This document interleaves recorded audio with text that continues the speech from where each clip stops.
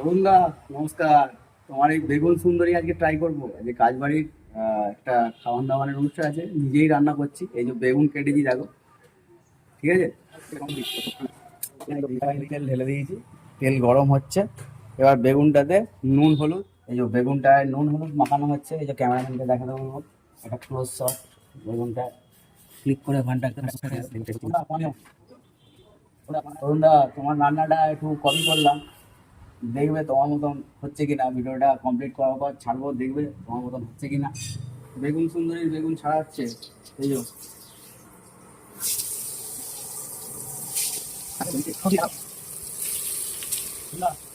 এই যে বেগুন এখানে মোটামুটি ভাজা কমপ্লিট হয়ে গেছে, এক রাউন্ড ভাজা হয়ে গেছে। এই যে দেখাতে বলবো, এখানে সাজিয়েছি কিরকম, একটু কাছ থেকে সুন্দর করে। এই যে অরুণদা, এই যে দেখো তো তোমার মতো হয়েছে কিনা।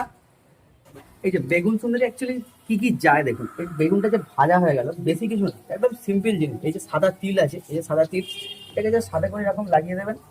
এটা জাস্ট গার্নিশিং এর জন্য, দেখতে ভালো লাগার জন্য। এছাড়া একটু খেতে স্বাদটা ভিন্ন রকমের হয় বটে। এই যে তিলগুলো লাগিয়ে দিলাম,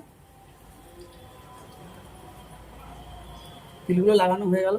তিলগুলো লাগানো হয়ে যাওয়ার পর এই যে কাসুরি মেথি, সানরাইজের কাসুরি মেথি ব্যবহার করছি।